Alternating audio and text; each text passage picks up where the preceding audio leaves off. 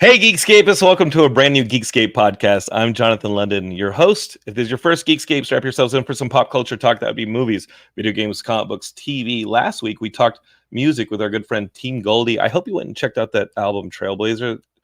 I love it. I've been playing it constantly. I also hope maybe you went out and checked out the Fatal Flaws new song, Don't Push Me Away. We all three started like an email, a text exchange afterwards. And maybe there's a Northeast tour of those two groups going on in the future. I don't know. No promises, but I do love that when somebody comes on Geekscape and says, "Oh, I worked with them," or "I'm a fan of theirs," or "I know somebody over there," and then these collaborations happen. I don't know if you guys know this, but Matt from Wheatus ended up on a European tour. Wheatus, they had that big blow up that happened with the Teenage Dirtbag song on Spotify, not Spotify. Well, it probably did well on Spotify, but that was on TikTok. They had like a Teenage Dirtbag challenge. And meanwhile, our other podcast host, Mega Ran, who does like the X-Men 97 podcast that they also do like wrestling podcasts. They were in Europe and it was the same tour. It just felt like Geekscape went on tour in Europe. We had like a music tour in Europe this summer, and that was kind of cool. So I love the network. That's what the Geekscape is. It's like this fun network. Daddy check-in. You guys maybe didn't think I was gonna be back so long or so soon. there's a flub, especially after last week. Last week I felt like I was just like running on crazy. I'm trying to keep it together. I've been kind of like laying low here at home, which is what you do as a newborn dad, as a new dad. I'm not the newborn. I just think like one. And I cannot watch or read anything. Like comic books, even like I don't have the faculty for it. Like things come into my head and they leave. So I'm kind of like feel like mentally I'm laying the track as the train's coming. I feel like I'm in a Looney Tunes cartoon. Anything of like real substance, I can't really absorb right now, but I do want to see this movie that we're promoting today called Advanced Chemistry. We have the creative team here. I think they're their creative team. Maybe some of the actors aren't here, but we've got Alec Moore, the writer producer. We've got Etana Jacobson, she's directed it, and then our good friend Samba. I'm gonna mess it up, Samba, so I'm just gonna throw shit. I know it's wrong because you got me on the last podcast. He's the star of the movie, co-star of the movie. I don't know how, probably wants to share credit. He's a very humble dude, but you know him as well from Our Flag Means Death. They got a brand new movie that is hitting some of these theaters this week. We're going to tell you where to see it. Super exciting. I love that there's just romantic comedies out because I'm looking for something that's like fun, right? I can't do intense. I'm not going to watch Oppenheimer right now. I'm not going to watch something too. I watched the Beekeeper. That's what I watched. I watched David Ayer's The Beekeeper with Jason Statham as a beekeeper who like John Wick's a bunch of people. He like has a friend get wronged and their bank accounts just like drained by these bad guys, and and that doesn't turn out good. So he's going to go on revenge, John Wick style. You get on revenge, and then and what I like. The beekeeper, after he kills somebody, he says like a beekeeper fact or something. So maybe it's educational, but he keeps speaking these these bee quips. I'm not kidding. This is a movie. And I started the text chain with the rest of the Geekscapists, and I was like, have y'all seen this Beekeeper movie? And Matt Kelly said, not only have I seen it, I saw it in the theater, and then I went and bought the Blu-ray. So big Beekeeper fans over here at Geekscape. Also, I've been doing a lot of 1 a.m. to whenever days. Samba has an 8-month-old, so he's a little further along in the process. Maybe he can have some guidance for me. But Wednesday, I woke up at 1 a.m. and never went back to sleep. I did eventually get sleep. I have slept between then and now, but by like 6:30 p.m. that evening, I had a run club, and that's my social life now. It's like meeting people to go on evening runs, and I hadn't slept, and my allergies were kicking, so I took a Claritin D after having an iced coffee to like get me past the finish line. And I showed up, I felt great. And I started running and my blood's pumping. And I think it metabolized the Claritin D, which there's a reason they keep them behind the counter, because I think you can make speed out of it.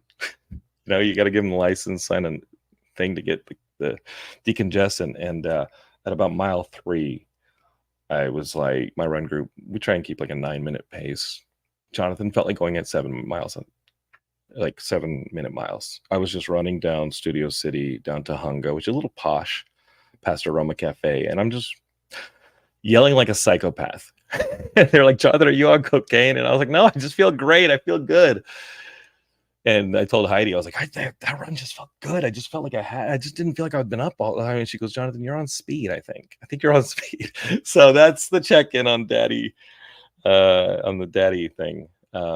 Ophelia's great. Ophelia made weight. She's doing good. She's eating. Mommy and Ophelia are good. Jonathan's losing his mind.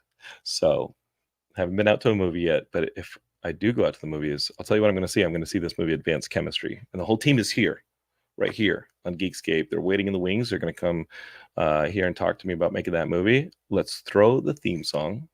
Let's come back and let's learn all about Advanced Chemistry right here on Geekscape, where you can see it. Maybe it's coming to your town. And maybe we got like a VOD in the future. All right. We're going to find all those things out. Okay. So hang tight. Let's go.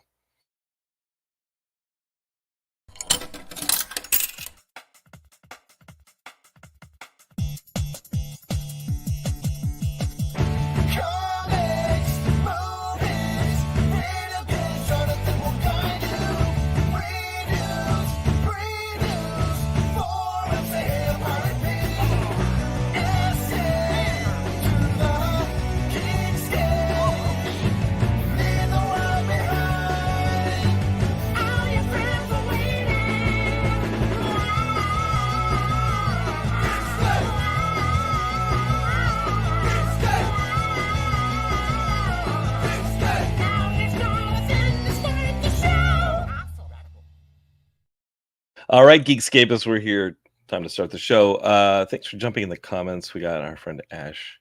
She's in the comments saying, hey, how are you? Maybe she saw us on the Facebook. We're also on YouTube, Twitch, and in this job market, maybe you're dropping things off at LinkedIn. We're definitely streaming on LinkedIn, which is kind of a curious thing that like they offer LinkedIn. Christopher Robinson says, sup nerds? You know what's up. If you've been around, Chris, you've been in the comments before. This is Geekscape, movies, video games, comics. We're going to talk movies right now. We talked music last time. That was an awesome episode. I think we got comics coming up soon. And then my buddy Dan Hernandez, who wrote Teenage Mutant Ninja Turtles, Mutant Mayhem. He's got a brand new Deconstruct the Universe Star Wars Lego thing coming out with his co-writer. They also co-wrote like Detective Pikachu, Addams Family 2, the animated one. So they do a lot of really cool stuff. But I love that Teenage Mutant Ninja Turtles movie. So I met Dan. I said, you got to come on Geekscape. We're trying to set that up. No promises, but we got a little bit of limited time before LA Comic Con. LA Comic Con, we got a few cool panels. And when that stuff gets announced, you're going to hear about it right here. But expect some really cool panels coming not only to LA Comic Con, but I'm going to record them, put them in this feed. So if you can't make it to LA, it's okay. Subscribe, share it with your friends. You're going to get those panels into your ears. And let's see. Optimus says, oh, heck yeah. I've switched to Twitch, my friend. Okay, watch it wherever you want to watch it. It's fine. All right, let's get started. This movie is called Advanced Chemistry. It is going to come out in theaters this week. If you're listening to this right on release, you're going to, you got to, this is what you got to do. You have got to go to Advanced Chemistry Movie on Instagram. And right there in the link, you'll be able to see a website to the distributor. And they've got the theater listings. It's going to be a rollout. It's awesome. And the movie looks great. So, of course, I had to reach out and have these guys on the podcast. And it's funny. I started with the producer, who's going to come right here, Alec Moore. Alec, I don't know you from Adam, but yesterday we were both table members. When I saw that email, I say, you talking about your movie. I said, bro, you got to come on Geekscape. You got to talk about this movie you wrote and or produced. And I said, bro, I'm coming on. Well, because nobody bros out like geeks. we have to stick together. Jason Statham would say we have to protect the hive. Okay. We have to hang out like bees. Well, I'm glad to be here. In the hive, or well, we don't have to do the beekeeper. Oh no, I don't. Metaphors. It's like the whole like an hour of bee puns. No, I don't know, man. I was gonna wax ecstatic about that. But if you want the bee puns, you got to watch The Beekeeper. There's 2 hours of bee puns in that. Every time he like murders a guy violently, he says something bee related. I might have to watch this. that might be. I once competed in something called Punderdome. So I am I said once. Truth. I competed about 4 times in something called Punderdome. So I've made a lot of puns. I kind of like that. Never got past the second round. These people are really freaking good at puns. That sounds awesome. Yeah. Matt Kelly, who runs the Geekscape Network, are you taking notes for our Christmas holiday benefit show? We sometimes have contests, sometimes have games. I think we have to create maybe some pun style contest, and Alex got to maybe judge it, moderate it, or dominate it. I want to be in it.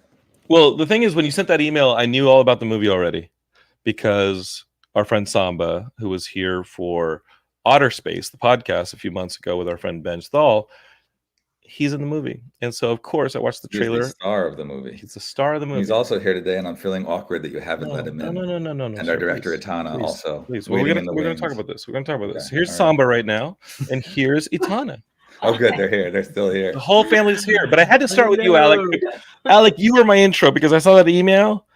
And well, Samba, like, he's so nice. Like, the DMs, you and I talk in DMs sometimes, Samba. I don't want to bug you, man. No, man. Look, you're a new dad. Congratulations, first of all. Thanks. I know the feeling. I'm, like you said, 8 months along. Here's my tip for you, those 1 a.m. nights. First of all, having a baby is like putting your alarm clock on shuffle. Yeah, you're right. Yeah. So and second of all, I got this advice from my friend Pete Holmes, who said, having a baby, just treat it like you're on a camping trip the first 3 months. You're in a camping trip. You wake up in the middle of the night. You just kind of in your tent, you rustle around and just pretend you're on some kind of weird holiday somewhere out in the woods, and you'll get through it. The whole point, I think, is to arrive alive at the end of it. Yes, you and the baby and the mom, preferably. Yeah. All right. Yeah. Because it's been insane. Like you prepare, and you have to prepare. And Alec, Etana, maybe you know our parents, but like nothing prepares you. Nothing really prepares. You can read as many books as you want, but then I heard if you watch The Beekeeper, there's some stuff in there about kids and might help. Yeah. Wait, Jonathan, is one of the lines that cracked me up, by the way. I can't believe they do puns. And first of all, Jason Statham as a beekeeper, really. Oh, and he dresses in it, and he sure, awesome. because those guys look like that. Anyway, does he ever say, "Gotcha, honey," or something like that? Does he do a honey? He needs. I don't know, but I'm hoping for a sequel. Yeah. And a sequel. I mean, Jason Statham, if you're listening to this still, like, you got to come on Geekscape, and you got to be back. And Jonathan, you got to promise me that when you have Jason Statham on talking about The Beekeeper, that you're going to spend a ton of that time talking about advanced chemistry with him. I think it would only be fair. I think it'd only be fair, right? Let's get to the quick. I mean, you guys have this movie again, Geekscapists. You go to Advanced Chemistry Movie. That's the full title on Instagram. If you go there, they're going to link in bio. It'll take you to the website. You'll be able to see where this movie is rolling out this week. It rolls out to more theaters the following week. But importantly, these are as of now, everything are one night only screenings. So if it hits your town on this night, don't wait till the next night or the following week, because it's probably not coming back. We might have some repeat bookings eventually, but for now, it's all one night screenings, and about half of them are with Q&As. With either me and Etana, or just me, or just Etana, or Etana and cast, and possibly me. And as of now, Samba, unfortunately for him, unfortunately for us, is shooting something else and is not going to be able to make the LA screening that he was going to be at. But we have other cast at that one. Other cast will be there, sadly, and I'll be there, and some other surprise guests. And I'm hoping to get out for it. Not sure yet, but I think I might make it. I think that's great, guys. And so Geekscape it'll be a bit of a party because it's a one-off, because everybody's who wants to be there is going to be there for that one screening. That means Geekscapists, you got to be there. So Advanced Chemistry Movie on Instagram. Can I run down this quickly? It's this Tuesday, September 3rd in Boston. It's Wednesday, September 4th in New York, in Manhattan. It is Saturday, September 7th in the San Francisco area. And then Thursday, September 12th in Los Angeles. Those are all Q&A screenings. And we have one in Connecticut later in the month on September 21st, Q&A screening. And then we have other screenings in Phoenix, Oklahoma City, Cincinnati, Wilmington, Delaware, a couple other places that don't have a Q&A, but will still be amazing because the movie's amazing. And I'm not biased at all. Well, you guys are four-walling it. Like, this is like old school 70s 4-walling the film, taking it to theaters. Except for they booked us. I think 4-walling means that you pay to like be in the theater. Okay. Oh, like Dolomite. So this is the theaters. They wanted us, but the theatrical booker said they do better with like a small indie film like this, gearing it towards like a one-night special thing. It does better than if you just put it in the theater and play it for a week, but nobody might necessarily go. Sure. It's a special event. It's exclusive. Exactly. Yeah. Should they dress as anything? Ooh. If this is like a party, if it's a one screening. Remember when they used to show The Room at like the Sunset 5 at like midnight, and people would show up dressed as characters to the room, like Tommy Wiseau, or they throw the football, or they do all the things to the movie because it was that midnight screening. It was fun. It was a party atmosphere. The Room is a terrible, terrible movie, and that's why it's fun. Ours is a brilliant, one of the greatest films ever made. I'd say fun. If people don't have to dress up, but if they can play air guitar, because that's featured in the movie heavily, I think that'd be nice to see people play air guitar. An air guitar contest after the screening. Yeah. Is there may still be time, maybe. But it's a skill. Turquoise lab coats wouldn't go amiss. If you've seen any of the key art, you've seen the brilliant Samba, you'll know what we mean. That kind of be fun, Geekscapists. How it's easy enough to get showing up as lab coats. Everyone thinks, is this a pharmacy? What's happening? and maybe in just their underwear underneath, like just underwear and socks. We kind of reprised the famous risky business scene, which you'll see. I think an image of that's on the poster for the movie, as well as in the trailer. It's definitely in the trailer. That's where I was like, I think Samba, you posted the trailer. You've been promoting the movie heavily on your Instagram, and I was like, this feels fresh. It feels fun. It's a diverse cast. Yeah, I'm down with all of this. It's like you said, we need some lightweight, fun stuff. Yes. Where there's a lot of heavy stuff out there. So it's nice to have a rom-com. First of all, those are always sweet. And to have something that's not only with a diverse cast, but just a fun group of comedians. We're all comedians, which is so much fun. Like everyone in this cast is a comedian. And so just to have something that's fun and sweet and silly, but actually based in real science, which Etana will elaborate on. It's not just a movie we made up, like you inject someone and they stop cheating. This is real science. Like you don't just, you can fool around with hormones and make people fall in love with you, which happens. So it's like Midsummer. I got my wife. It's like a Midsummer Night's Dream is like the closest comparison I can give to this movie, because people fall in love with the wrong people by accident and it just becomes mayhem. So it's like a fun, sweet rom-com that is an easy watch, and I think we need that nowadays. So to have this out there is like it's amazing. I feel so lucky. I always say it's a Midsummer Night's Dream meets the 40-year-old virgin. But with a more gay and less white cast, except for now that DEI is like getting hit a lot. Like for all the Trumpers out there, it's not DEI. There's some straight white people in it. It's okay. And produced by and written by Alec, straight white man. So representative. Christopher Robinson says he's over on Facebook. He says I'm sold. And Optimus over at Twitch says he said that lab coat. That lab coat's how I normally dress. So nice.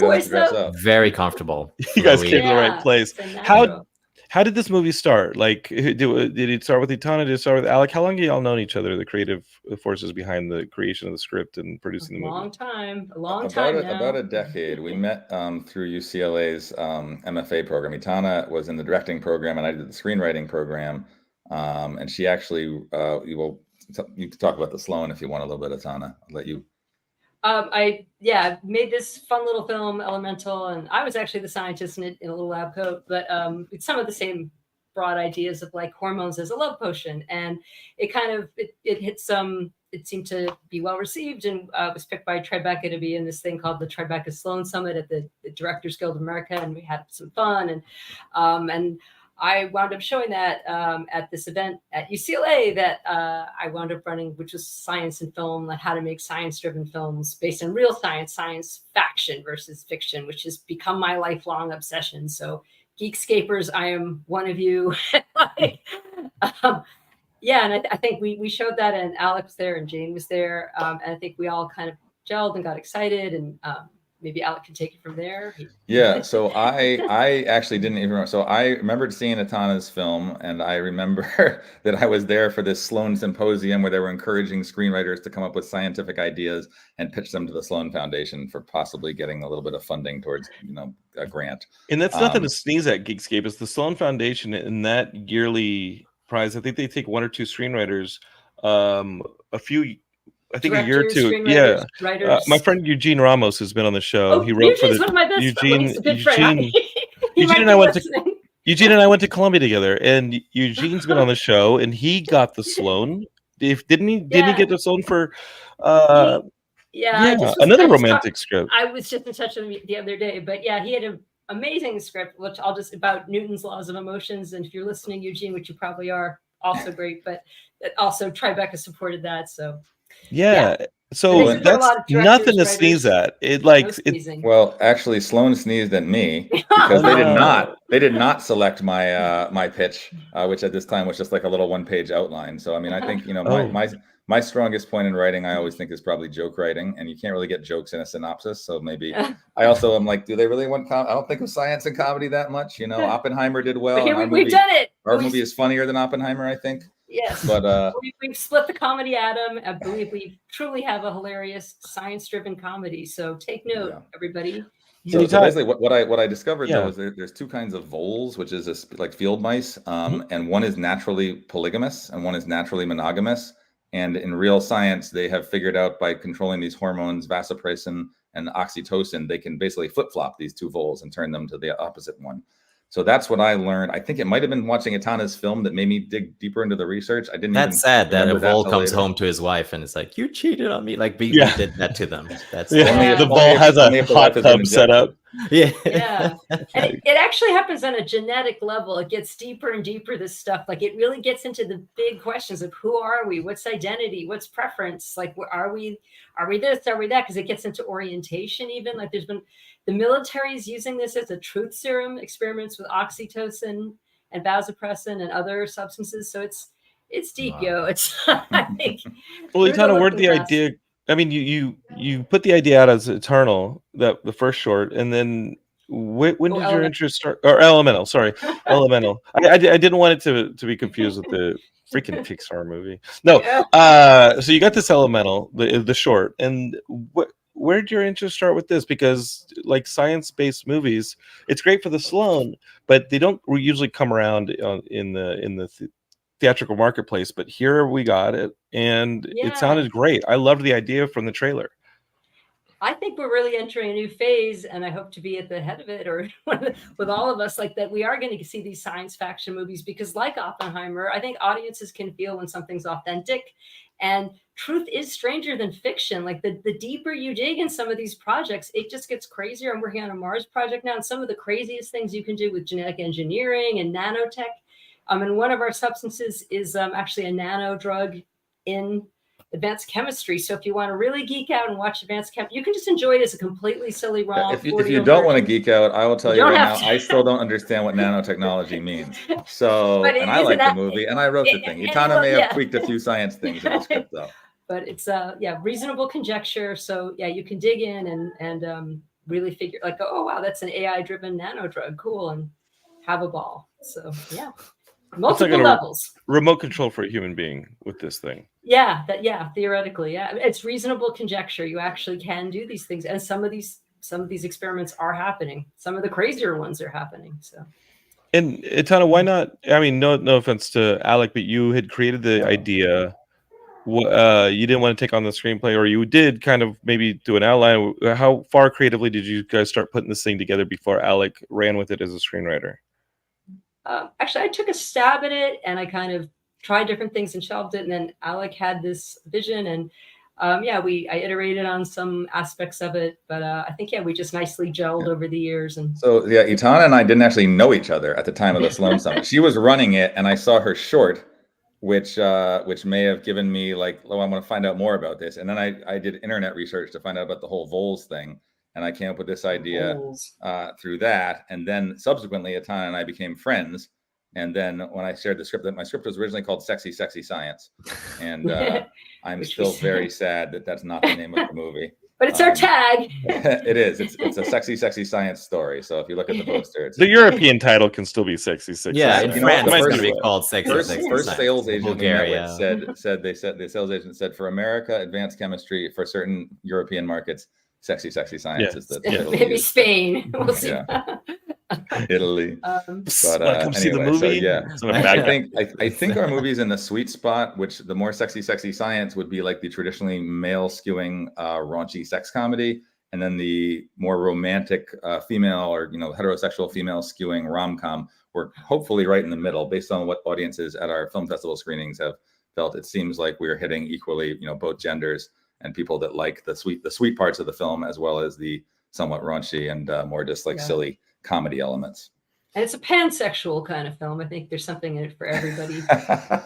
Well, I mean, if the merry-go-round keeps going around and we got this kind of fun, like Pandora's box of stuff coming out that you got to get figured out. And well, since we're talking pans, there's also a pan. Samba's character gets hit in the head by a pan as well. So pansexual Pandora, pan in the head. Yeah, this man, Hong Kong cinema.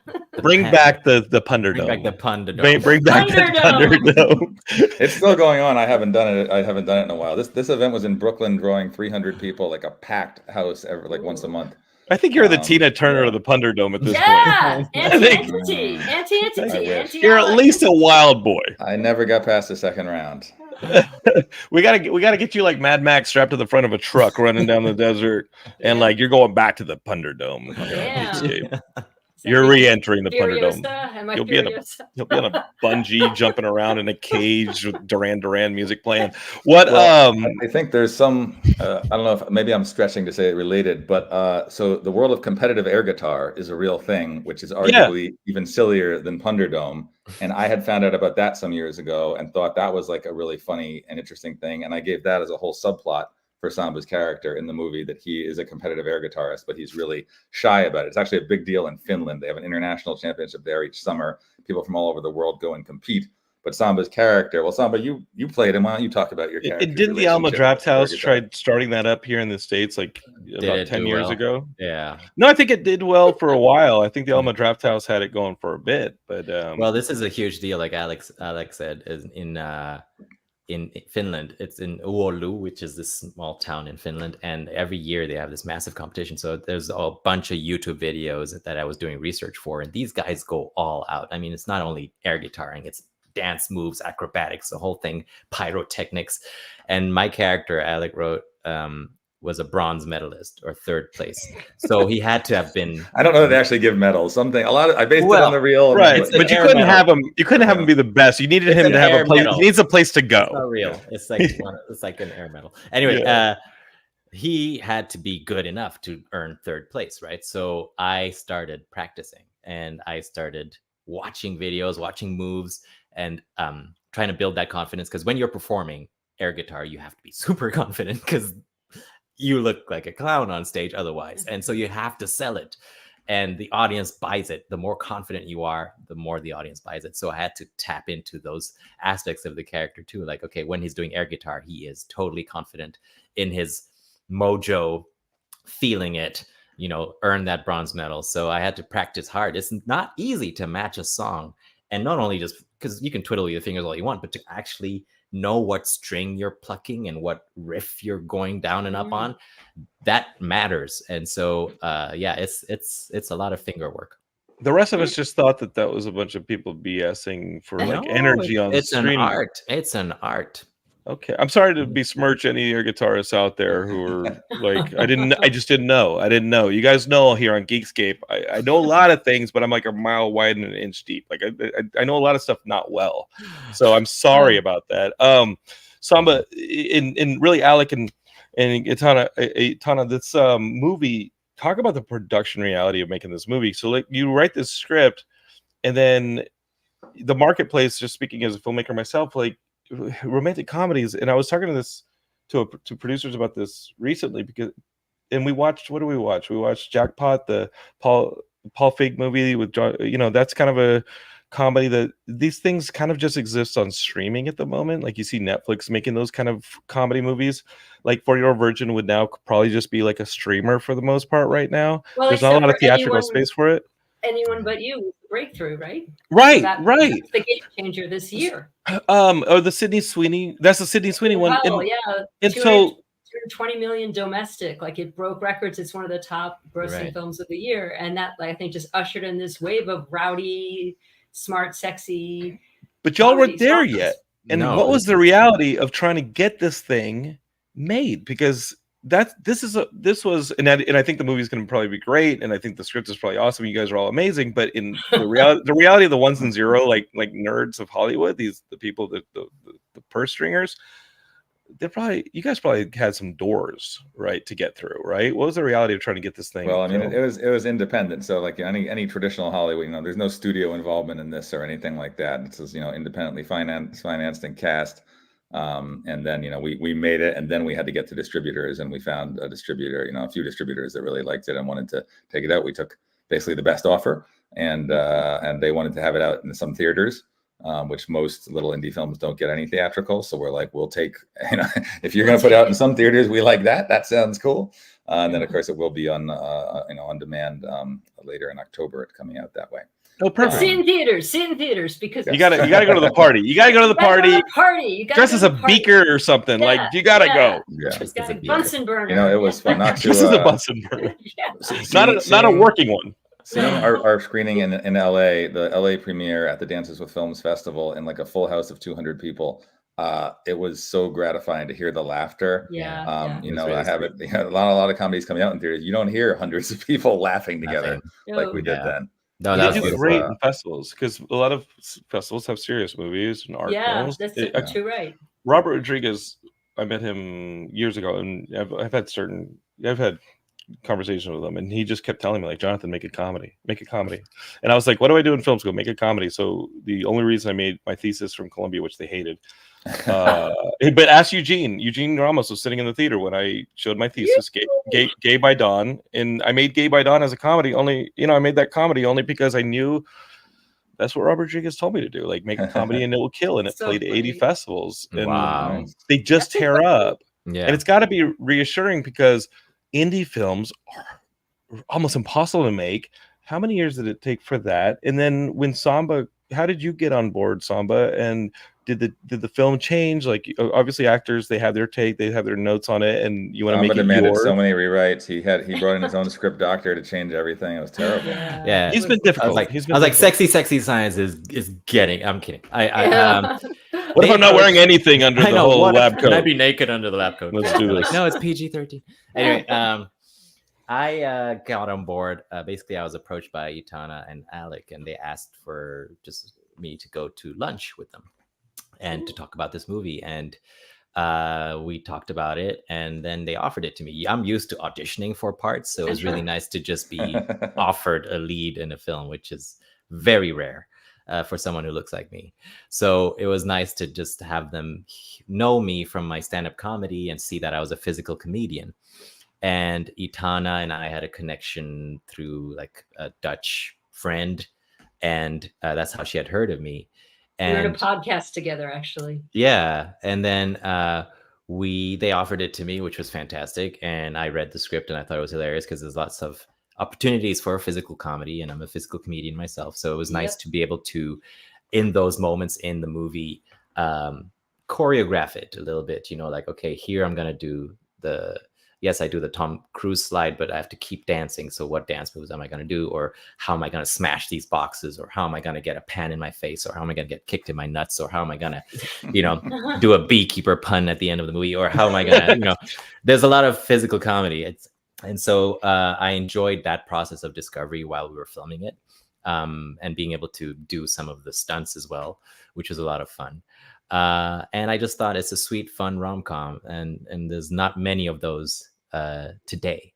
And what was really nice is that in the casting process, I was able to bring on some of my friends that I'd worked with before. So Kieran Diol, who plays Alan's love interest, we worked together on Sunnyside, which was a sitcom on NBC. And then Iqbal Theba, who plays my boss, Jim, who inadvertently also falls for me.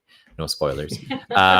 He and I worked on The Tiger Hunter, which is my first indie film that I did that got me my SAG card. So it was really fun to work again with these people. And of course, Iqbal, Shantae. Just jump in, just like Iqbal, listeners, viewers will probably know as Principal Figgins from Glee. He's been in tons of. He was Abed's dad on Community as well, so he's very well known comedy. Joey's doctor on Friends. Right. Oh. Yeah. And then and Shantae Wayans, of course, hilarious, and Sarah Burns. They're amazing. So this whole ensemble just felt really tight and well gelled together because we're all comedians, so we could all bounce off one another. So there's room for improv, there was room for fun, and it was just a lot of doing something sweet. There's silly moments, but at the end of the day, it's a rom-com that has genuine sweetness behind it and actual science too, which was fascinating to me.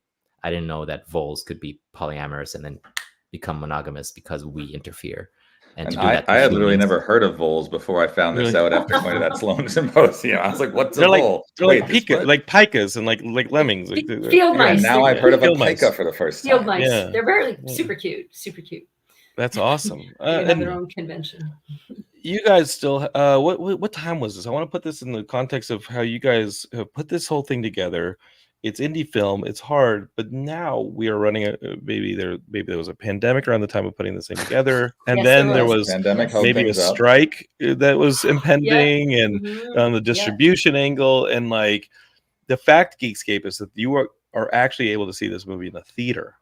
Is so unique and so it's a miracle. So I just want to impress upon you guys how littered with bodies this indie road is, and y'all have made it to a theatrical in some form and later to a view. It's just awesome, and it's so blown away. But like, what were the big challenges of getting this thing made? What was the production window? Was it how many days? And it was scheduled for a 14-day shoot, and we knew that Samba was scary to New Zealand. 14 days to shoot a feature film is insane. It's insane. That's crazy. It's unheard of. And I'm going to say, if it's a 14-day shoot, it's two people in a house talking, as our incredible editor Mia Zhang says. It's a mumblecore movie. That's 14-day feature. And as I mentioned to Jonathan before, we had stunts, we had martial arts, we had a this guy's like making improvised dance moves, and he's like, "Let me try this." It's like, no, we gotta go, dude. We got 14 days. No more boxes. Dance moves at home the night before, so they weren't improvised to save that time. He worked pretty on that. Crazy. We had like 1-2 takes go. Again, it's just a testament to how great everybody was, the cast, the crew. I bet it was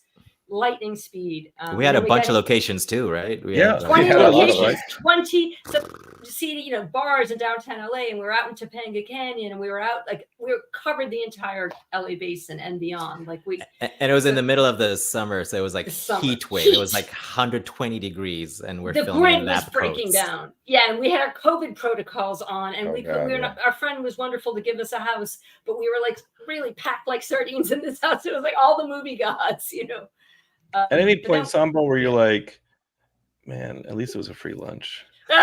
I was like, it's like, this is Hollywood. Well, Samba's a famous baker, so now that I know that, I think next movie we could do with Samba, we're gonna have to have him cook for everybody instead of. They gave us cookies. I already dressed like I'm working at some resort. Where'd they take you to lunch, Samba? They took me to lunch at what was it? On Los Feliz Boulevard. Free plug.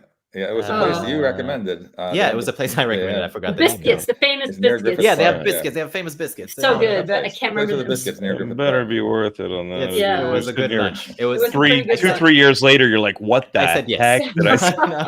I said those biscuits. Those biscuits. No, I mean, it's an indie film, and I've worked on indie films before where you're guerrilla styling it and drudging through the mud and soldiering on, and so all those experiences geared me for a fast turnaround. And also working on sitcoms like with NBC and stuff, like you're on, time is money. And so you have to be prepared. You have to know your stuff and be able to do 1 or 2 takes and then move on. And so that was good practice for this movie. 3 or 4 takes, though, I think. It was 3 take average. It was like 3 takes. Rarely. You guys are saying 1 or 2, but I'm like, somehow it felt like we had I don't know. People are like, oh, it's so short. And I know it is shorter than most movies, but it's like we weren't doing 1 take. We were doing multiple takes. Some were runners. And then I had to leave to film Our Flag Means Death in September. So I had to leave to go to New Zealand. Thank you. So sad it's over. I found out, by the way, that the show was canceled the day my son was being born, Jonathan. So this is bull. Yeah, it's cold. It was cold turkey. It was like, welcome to unemployment, son. Anyway, Heidi and I got so sad here at the house. Like, we got so sad here because we loved watching that, and we just think that we just thought Our Flag Means Death was a movie. It was a show that people needed. I feel like TV needed it. The messages that they were sending, the show, the types of characters they were showing were representing. I think that stuff was really Yeah. important beyond the fact that it was hilarious and amazing. It's gonna be a cult classic for sure. Like the fans are so devoted, so amazing, and they're gonna keep this thing alive. You know, it's just gonna keep going. My birthday is in a few days, and it's an our birthday. No I think way, that's amazing. X-ray. Oh, what an honor! I just love that show. Happy birthday, first of all, and I hope you show up as one of the fun characters. Can we tell the rest of the story as a comic book or anything cool? Yeah, I know. Can we just keep it going somehow? I keep pestering David Jenkins. I'm like, make it an animation, make it a cartoon. Animation would be awesome. More season, just something. We're already wacky, and we have so many fans who are amazing at fan art. Maybe we can do something anyway. So we'll see. I'd maybe at some point. Heartbreaking. But yeah, I had to leave to New Zealand to film our flag, and so that's one of the reasons why my character has a beard. Because I told Alec from the beginning, I was like, I can't shave. Which is great. It takes 5 months for me to grow a beard. Like it's work, and I came this far, and so I can't shave a month before I have to fly to New Zealand. And they're like, okay, no worries. We wanted beard. That's why my character has the beard. And then when I came back from New Zealand 4 months later, we did the last 2 days of filming, I believe, to finish the film. And I looked scraggly. I had long hair. I grew it out to look like Roach, my character. And so I had to trim up again and, look like that nerdy scientist again from being a rugged, rough pirate. So I changed the accent a little bit. So that was the break in filming, unfortunately, because we had to go to New Zealand. So we finished filming, I think, in January, the last 2 days when I got back. And that was a different shoot than the heat wave we had, because then we had torrential mudslides and rains in Topanga Canyon that we had to get through. Remember that house we borrowed for the shoot? It's gone. Yeah, it's gone. I'm sorry. There was a literal river of Rud. Did I say river? Yeah, river. Yeah. River of Rud. We're not going up against the pun master. We're not doing that. Whatever you want to say, you got it. It was flowing next to the action. And we were in a hippie commune. We were shot in a hippie commune in Topanga Canyon. So, this wasn't a place that was, it was safe, but just about. It's a canyon. The water. Topanga Canyon. That's the river flowing next to the driveway was all misty when we were driving. It was so dangerous. And there was rocks and a mudslide. I did have people like the night before calling me in the middle of the night going, Etana, like, is this going to be okay? And I'm like, I can't drive home. I'm producing. I'm like, it'll be fine. Someone's like, these biscuits weren't that good. I know. I was like, those biscuits. Those biscuits were damn good. We got through it though, and you can't tell in the movie. You can't tell that we were suffering. Was the break planned, or did it happen because of circumstance? Because it doesn't sound like something you would want to plan. By the time, we knew when Samba had to leave for New Zealand, so we knew we had to make the movie before be done. We thought we had to be done filming before then. But it takes a lot of things to get all your ducks in a row for the movie. And our start date, we had a tentative start date, and then we were like, there's just too much that needs to be happen. Like, we're going to push it 1 week. That'll still give us enough time. We're going to be done a few days before he needs to leave for New Zealand. So we scheduled this tight 14-day shoot. But then there is a scene. I have a cameo in the movie as the Chicken Man, obviously. Dress as that when you go to the screening. So to be the Chicken Man, it's like a crazy woodsman that one of the lead characters runs into in the woods. And I had grown my hair and my beard way out. And this was one of the days it was like 95 plus degrees. We're shooting in Topanga, and she got like heat stroke right before we were supposed to shoot the scene. And we weren't able to shoot with her then. And then there were like 2 other scenes that we missed because we had so many stunts that we weren't able to get what we thought. We were being very ambitious. Our stunt coordinator said, "We'll get this whole day filmed. Don't worry." Then after he was like, "Well, actually, I realized I meant we'll get all the stunt part done." But there was dialogue part of the scene that he had factoring in, and we needed to get all real that. Team player, pal. So we needed a full day. 3 full scenes and another small bit that had to be filmed. But all films do have pickup days, so it's not like they do. We actually did. I'm pretty proud of what we achieved. It was crazy. When you guys come back, how much of the film did you all get a chance to edit and put together so that those last 2 days are actually fairly focused? Like, did you get a chance to do that, Alec? We did. Most of the editing, the edit was pretty far along by the time we came back. By design. Because we knew we just wanted to drop in what we might need to. But we were pretty much done. And we that's helpful though. For me personally, I had grown. I said I had grown my hair and beard out, so it was like for naught, because my scene didn't get filmed then, and then I trimmed all that and then regrew it like for January. But I realized it didn't grow quite as much, I think. So what's in the film is not quite as hirsute as I was. But we used a few bits of my outtakes because we filmed a silly improv bit with Etana just throwing questions at me and me riffing because we had the whole scene set up. We weren't sure if our actress was going to be able to make it out or not to film. We had a cam operator there too, so that's a special thing. All right, the Chicken Man, the Chicken Man outtakes at the end are from August, and the Chicken Man scene is from like 4.5 months later in January. And there's a lot of other opposite days. Heat wave, El Nino. And then the rain, crazy rain. And we filmed that scene in the rain very quickly. Movie magic. We made it. So it's a miracle. That's why I'm saying it's a miracle. It's a miracle to make a film. It's a miracle to even get people to know about it and to get distribution, like you said, Jonathan. It's just like, it's so rare. So to have this opportunity is just such a blessing. We're very happy. Such a blessing. Yeah. We're happy. We want to share it with all the geeks. Yeah, spreading the love. We want to spread the love. Spread that love. Come see us. Meet us. Let's party.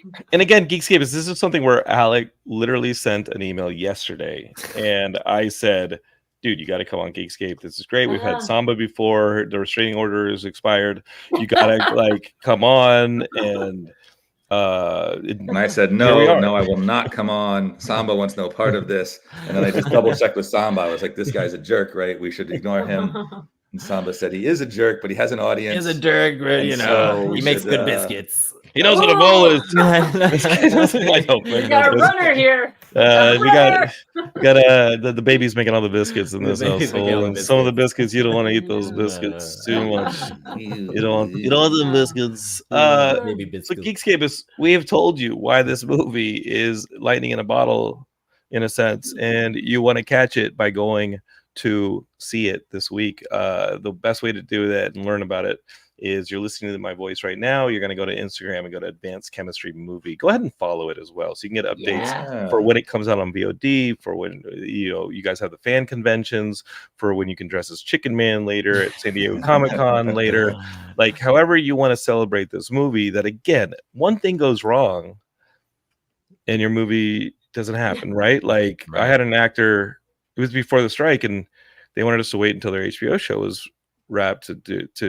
I was like, HBO sneezes and our movie's wiped out, right? So as we're looking at this, going back into this whole thing, that's stuff you have to think about. Like, so Alec took part in canceling Our Flag Means Death. Why did you make those phone calls? Why did you start the letter writing campaign? Why did you start that? We need our actor back. We need our actor back. Damn it! I grew this damn beard. I really liked Our Flag Means Death, but I think it was 10 seasons or 10 episodes in season 1, and they went down to 8 for season 2, and they moved to New Zealand, which I know was very inconvenient for Samba, who wanted no part of having to go over there. So I was like, I'm going to do Samba a favor by getting the show canceled. They're scaling down anyway. On the day his son is born, just to be poetic. Yeah, I appreciate that, Alec. Well, it's balance in the world. One thing lives, another dies. That's how the world works. The crazy thing is, Samba, you and I talk, and we have yet to meet in person. You were at the screening of Homeward Bound. Homeward Bound, yeah. But because your baby had just been born, you dipped. Had to get home. You had to dip, and so like gone. We did the screening. I did the Q&A, and then I went and sat near where you had been sitting. Right, and Heidi was like, still there. Yeah, Heidi goes, I see you because you're 9 feet tall. And Heidi goes, did you? She goes, oh, I saw Samba, and I was like, did you already take off? She's like, yeah, and there was like a swinging exit sign where your head hit it. Yeah, basically. And I was like, really? He just my cologne just whiffing. And I texted you. I was like, dude, I'm sorry I missed you. And he said, yeah, I have a newborn and it needs to eat and stuff. It's crazy. And I just need this dad to help change the didiper. Mom needs me home. So you kept it in a hamster cage, like a hamster ball, and you're like, yeah, I guess these things got to breathe. It's crazy. That advice, got to make that biscuits. Fact has been so valuable to me in the last month. I was like, okay, Samba says they have to eat. All right. Yeah, they have to eat. You have to keep them alive, and multiple times a day, Jonathan. Because the Tamagotchi, I just press a button and it does it. Right. Like a Pokemon, I throw it rare candy, and it's like, oh, it got stronger. It's like, the rare candy bounced off my baby's head the other day. I was like, this thing ain't evolving. They do have soft heads. If you want to bounce things, it'll be fine. He taught us like, shut up, nerds. Sorry, I thought that was interior monologue. That was like kind of a moan. When all these men shut up about their babies. I mean, it's crazy. It's crazy having the human life. It's insane. That's why. It is wonderful. Jonathan, I thought you were talking about us earlier in your intro. You said daddies. I think you were talking about yourself, but I thought it was because Samba and I each are dads as well. I have a 5-year-old son. So I thought you were saying like it's the Daddies podcast, and here let's do that. Dads now. Etana, where do you fit on the daddy spectrum? On the daddy I spectrum. kind of am like a daddy in my personal life, but that's maybe another podcast. I've made friends with another, new friends with Vico, another OMFD cast member. We talk a lot about daddy culture, so I definitely think another podcast. Etana's she's gonna find a chemist to actually make Junior with Schwarzenegger a real thing. Yeah. And she's like, "Oh, science fact: the dude can now carry a kid like a Junior. Here we go, Junior 2. It's a documentary. Here we are. Samba's playing him. I know. Junior 2 would be Junior. Yeah, Junior. Right? Junior squared. Would be Let's go for it. There's a twin sequel coming out, I think, right? So all the Schwarzenegger. I thought they wanted to do that. So like, it wasn't the original idea that Eddie Murphy was going to be the third twin.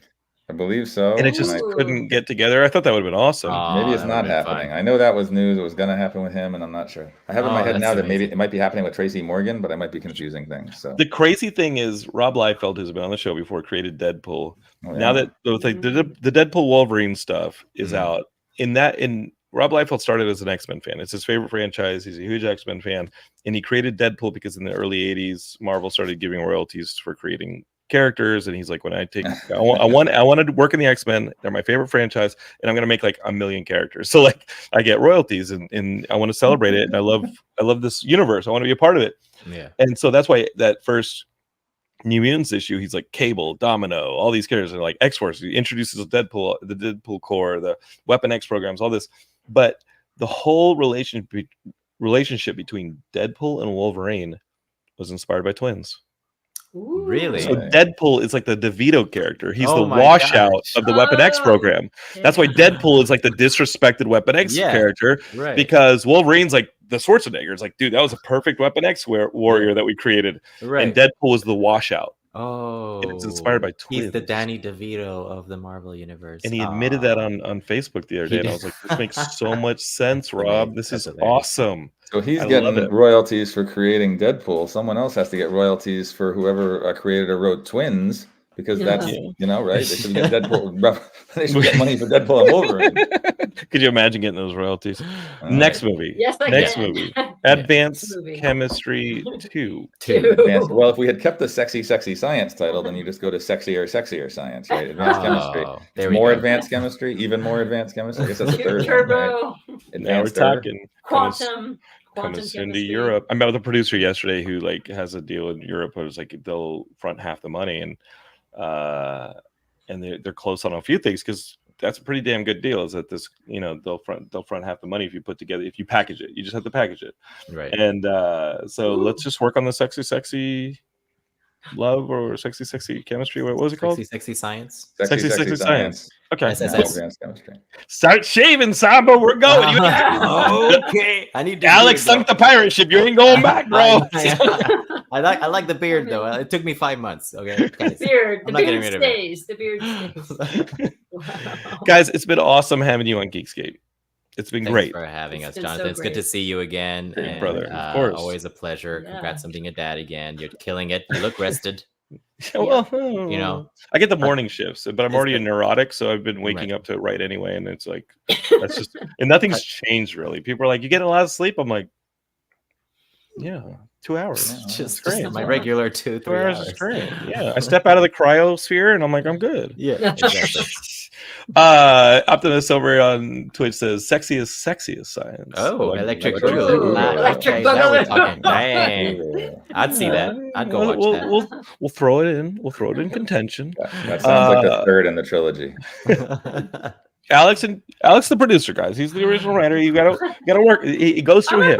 Etana's a producer as well, and Samba's an associate producer. And he's an associate because he's like, I got these friends from Groundlings. They can be in a movie. I got some of my Groundlings. You guys okay with some of my Groundling friends? Yeah. They're really funny. They gotta pay rent, bro. I know. Listen, Geekscapists, the only way we're gonna get to that prequel is if you go and see the movie.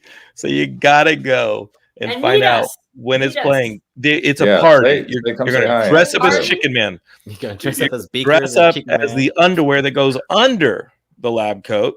Yep. Yep. But it's Advanced Chemistry Movie on Instagram. That's where you're gonna go, and you're gonna This week. Yeah. This week. This week in Boston, Check out our New York, sweet and San rom-com. Francisco. Next week, Yeah. Los Angeles. Catch us on the 12th at Lemley Monica. We will be there. We will be having a blast. Maybe we're gonna rope Jonathan in somehow, and bring this on the road. So like, I'd love it. That'd be so much fun. One way or another, we're roping you in. Maybe Eugene, if he's listening. I love Eugene Ramos. That's right. We all do. And it's like, oh, I guess we're going to Phoenix. Let's get a road show going. I'm remembering. I think Eugene is coming. I think I saw him on Facebook. There's like another mutual friend that posted about it, and then Eugene was like, "I know Etana, unless I'm confusing someone else." And he's like, "I just got my tickets." Perfect. Okay. So I think so. Eugene, also a master of the katana. Oh, so could be that. What he's talking about. Broadsword. I get that all the time. both equally lethal. Yes. Yeah. Well, now both I'm equally not coming sharp. to that Q&A. I don't need angry audience members. God forbid. Both sharp. The movie. Both lethal. And Geekscapists, you got to go to these screenings to find out just to the extent to which they are lethal and sharp. Okay. Welcome to Geekscape. Sorry about the regrets you're about to have. Advanced Chemistry Movie on Instagram, guys. Alec, Etana, Samba, thank you so much for coming on the show. I love talking to you. Thank you for having us. This is same awesome. here. Thank you. Thanks, So much Jonathan. Can't wait to see you again, and keep it up. And yeah, go check out our movie. Have a Can't wait to be like, his seat is still warm. He was sitting here, now he's gone. Yeah. Can't wait for that to happen again. Oh, he was at the Q&A. Till you get my last name right, I'm just gonna disappear. Every Dude, I wasn't even fired. I wasn't even gonna attempt to. What'd you say, Alec? It was originally. I said shoots fired. Shoots but fired. I'm only doing one pronunciation of Samba's last name. I'm not doing the actual. The original way is Schutte, but no one in America can do that. So we're going with shoot. Our Dutch producer friend should be coming, so she'll educate us all. Not even gonna try it. Try it, John. Just get the phlegm loose. I've been doing this show since 2006, and I embarrass myself every week on it. I'm not going to do it further, all right, guys? It's like insult to injury. And Optimus on Twitch says, wonderful. Can't wait to see it. And I think on that note, Geekscapists, so you have your mission. Go check out this movie. Don't hate, create. And all right. Peace. My camera disappeared. But he's still with us in spirit. I was already left. He's like, out. Utility. I'm going to go. So I'm recording the voiceover for that. Our flag means death cartoon. You guys get it. What happened? I don't know, bro. The audio is what matters. Maybe he got sucked into Time Bandits. I don't know. Are you in the I can't wait for that Time Bandit show. I can't wait for that Time Bandit show. Peace. Bye, Geekscapists. Bye. See you soon.